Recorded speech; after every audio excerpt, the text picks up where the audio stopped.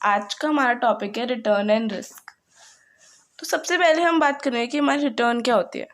Return एक तरीके से हमारा रिवॉर्ड है जो इन्वेस्टमेंट करने से हमें मिलेगा।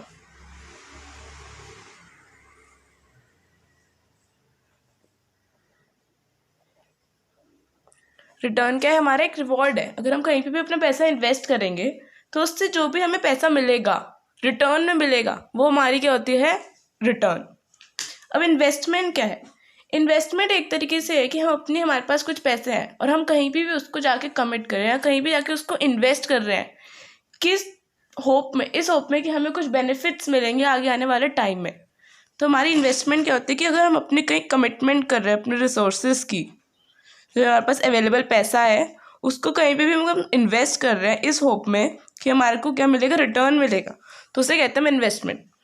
अब हमारी इन्वेस्टमेंट में दो चीज़ें हो सकती है, एक तो होती है रिटर्न और एक होती है रिस्क। रिस्क क्या है? रिस्क एक अनसर्टेनिटी है कि हम जो एक्सपेक्ट कर रहे हैं कि हमें रिटर्न मिलेगी वो एक्चुअली भी हमें मिलेगी या नहीं मिलेगी। अगर मान लो हमारे पास 1,00,000 रुपये और हम उसे इन्वेस्ट कर रहे हैं बैंक में, तो हमें पता है कि हमारा जो इंटरेस्ट बैंक ने बता रखा है वो तो हमें मिलेगा ही मिलेगा।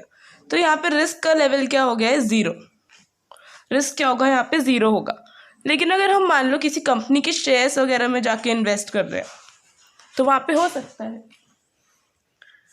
अगर हम किसी कंपनी के शेयर्स में इन्वेस्ट कर रहे हैं तो वो क्या होते हैं? बहुत ज़्यादा रिस्की होते हैं, क्योंकि हमें नहीं पता कि शेयर का प्राइस कैसे फ्लक्चुएट करेगा। तो हो सकता है हमने इन्वेस्ट करा हो 100 पे, और जब हमारे मेच्योरिटी हो रही है, जब भी हम अपने शेयर से करें वापस से खरीद रहे हैं, तो उसकी प्राइस हो गया 90। तो ये जो 10 रुपीज़ का ये क्या है? रिस्क है। यहाँ पे इन्वेस्ट करने का क्या है? हमारा रिस्क। तो बेसिकली हमारा रिटर्न क्या है? Return is just an reward हमारी इन्वेस्ट करने के लिए। और रिस्क क्या होता है? हमारा अनसर्टेनिटी, कि हमने जो एक्सपेक्ट करा है कि हमारी रिटर्न आएगी वो एक्चुअली में आएगी भी या नहीं आएगी। हमारी रिटर्न हो सकती है दो टाइप की। एक होती है हमारी एक्सपेक्टेड रिटर्न और एक होती है रियलाइज्ड। एक्सपेक्टेड रिटर्न वो रिटर्न है जैसे हम एक्सपेक्ट करते हैं कि हमें ये मिलेगी। हमें लग रहा है कि हाँ, हमने इन्वेस्ट करा है तो हमें 15% रिटर्न मिलेगा या 20% मिलेगा। ये हमारी एक्सपेक्टेड रिटर्न है, जो भी पक्का नहीं है कि मिलेगी या नहीं मिलेगी। और रियलाइज रिटर्न कौन सी? हमारी पास्ट रिटर्न, जो हमें ऑलरेडी मिल चुकी है। तो हम बेसिकली अपने एक्सपेक्टेड रिटर्न रियलाइज रिटर्न के बेसिस पे ही डिसाइड करते हैं कि हमें जैसे पास्ट में चल रहा था कि हमें 15% मिल रहा था या 16% रिटर्न मिल रही थी, तो हमें लगता है कि हमें आगे आने वाले टाइम में भी इतनी ही रिटर्न मिलेगी। तो इसलिए हम एक्सपेक्टेड रिटर्न हमारी किसके ऊपर बेस्ड होती है? रियलाइज रिटर्न के ऊपर। अब हमारी मेजरमेंट अगर हम देखें रिटर्न को, तो हम दो टाइप कॉम्पोनेंट्स होते हैं मेनली हमारे रिटर्न में। एक होता है हमारा कैपिटल रिटर्न और एक होता है हमारा रेवेन्यू रिटर्न।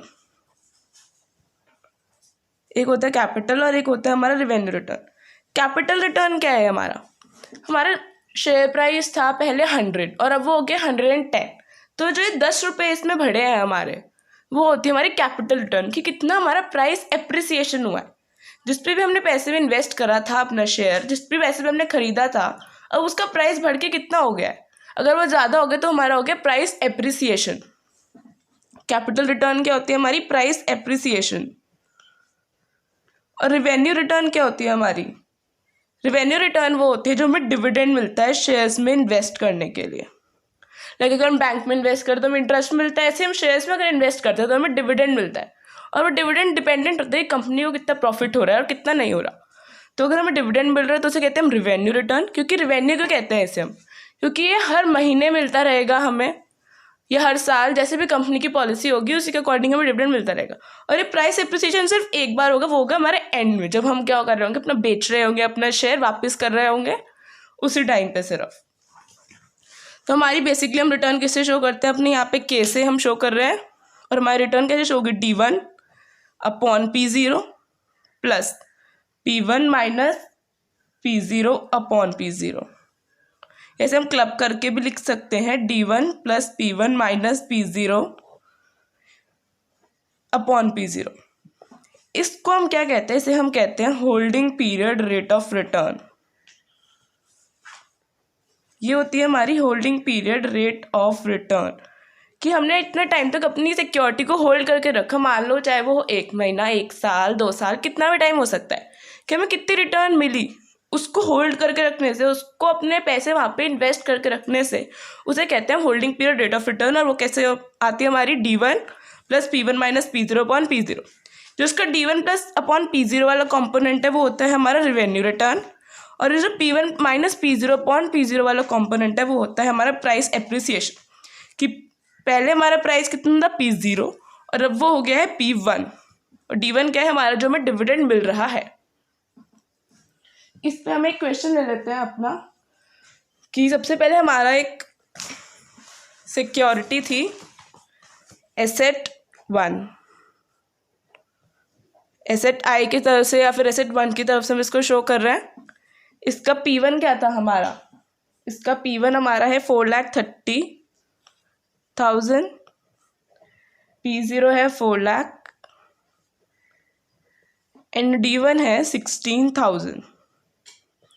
ये क्वेश्चन आरपी रस्ता की बुक से लिया गया है और एग्जाम्पल नंबर 3.1 उसका मैंने स्मॉल ही पार्ट कवर करा है बस।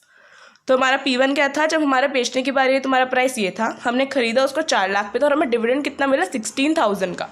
तो हमारी holding period rate of return क्या होगा इसमें, कि कैसे कैलकुलेट होगा हमारा, would be D1 + P1 - P0 को हम ब्रैकेट में रखेंगे जिससे हमें कन्फ्यूजन ना हो, अपॉन P0।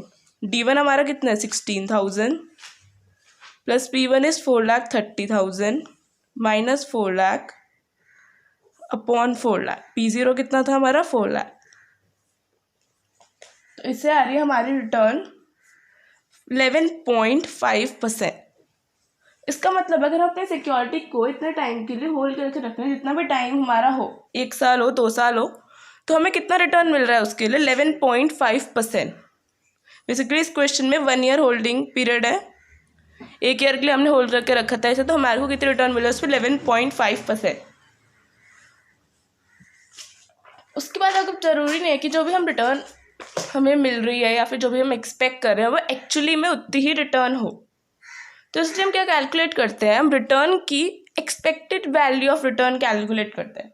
जरूरी नहीं है कि जो भी कैश इनफ्लो जो हम एक्सपेक्ट कर रहे हैं वो वैसा ही आए। हम मान रहे हैं कि हमें लगता है कि हमारे 1 साल बाद हमें 15% मिलेगा, लेकिन ज़रूरी नहीं है कि हमें 15% मिलेगा, या हम सोच रहे हैं हमें 16% या 18%। हमारे पास वेरियस पॉसिबिलिटीज़ हैं कि हमारे हो सकता है हमारी रिटर्न ये सब आ सकती है।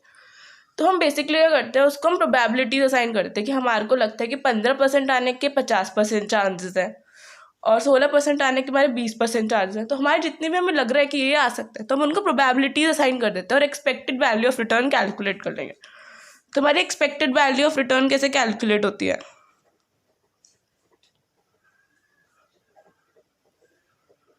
जो भी हमारी रिटर्न है उसको मल्टीप्लाई कर देंगे उसकी प्रोबेबिलिटी से। जो हमारे रिटर्न्स होंगी उनको मल्टीप्लाई कर देंगे उसकी प्रोबेबिलिटी से और उनका सिग्मा कर लेंगे। और आई हमारा कहाँ से रेंज कर रहा है, आई हमारा रेंज कर रहा है 1 से लेकर n तक। आई कितनी भी हो सकती है, n नंबर ऑफ सिक्योरिटीज़ की जितने भी उनकी रिटर्न हमें लग रही है कि ये आ सकती है, उसको उसकी मल्टीप्लाई कर देंगे उसकी प्रोबेबिलिटी से। तो हमारी एक्सपेक्टेड रिटर्न आ जाएगी कि हमारी एक्चुअली में एक्सपेक्टेड वैल्यू ऑफ रिटर्न क्या होगी। नाउ हमारी सेकेंड चीज जो इसमें है वो है रिस्क। रिस्क मैंने बताया था कि हमारी क्या होती है, रिस्क एक होता है हमारी अनसर्टेनिटी कि हमारी इनकम कितनी होगी। रिस्क 2 टाइप का हो सकता है, एक हो सकता है अनसिस्टमैटिक और एक हो सकता है सिस्टमैटिक। रिस्क का कंपोनेंट हम नेक्स्ट लेक्चर में डिस्कस करेंगे। यहाँ पे सबसे पहले हम एक एक्सपेक्टेड वैल्यू ऑफ रिटर्न की इलस्ट्रेशन ले लेते हैं, विच इज मैं जो ले रही हूँ एग्जाम्पल नंबर 3.2, आरपी रस्तगी का एग्जाम्पल नंबर 3.2 हमने लिया है यहाँ पर। अब हमारे को इसको कैलकुलेट करना है एक्सपेक्टेड रिटर्न। हमारे को दी हुए हैं यहाँ पे स्टेट क्या है हमारी, एक है हमारी बियर, एक है नॉर्मल और एक है बुल स्टेट। उसमें हमारी प्रोबेबिलिटीज दी हुई हैं 0.3, 0.2 एंड देन 0.5।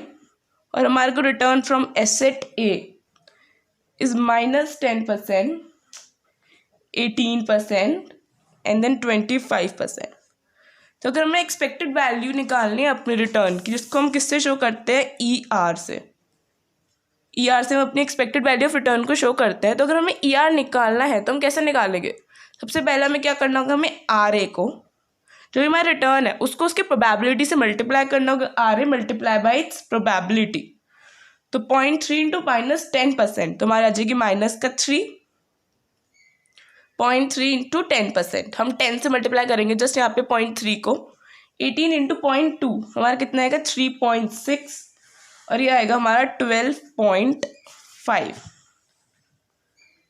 ठीक है। अगर हम इसको क्या कर रहे हैं, इसको भी हम 0.1 कंसिडर कर रहे हैं या फिर 0.18 कंसिडर कर रहे हैं रिटर्न्स को भी, तो बाद में हमें 100 से उसको मल्टीप्लाई करना पड़ेगा। इसलिए हम इसको ऐसी फॉर्म में कंसिडर कर लेंगे, जस्ट प्रोबेबिलिटी इसको 0.1।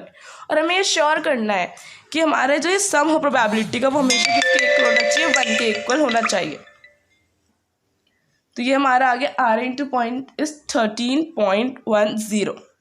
तो हमारी एक्सपेक्टेड रिटर्न कितनी आ गई, 13.1। हमें लग रहा था कि -10% आने के चांसेस कितने, 0.3। 18% आने के चांसेस कितने हैं, 0.2। और 25% आने के चांसेस कितने, 50%। लेकिन हमारी एक्सपेक्टेड रिटर्न इसके बेसिस पे जब हमने कैलकुलेट करी एक्सपेक्टेड वैल्यू अपनी रिटर्न की, तो वो कितने आई है, 13.1%। तुम्हारी रिटर्न कितनी आएगी इसके अकॉर्डिंग, 13.1%। तो अभी के लिए इतना ही हम इसमें डिस्कस करेंगे। अब रिस्क का कंपोनेंट हम नेक्स्ट वीडियो में डिस्कस करेंगे।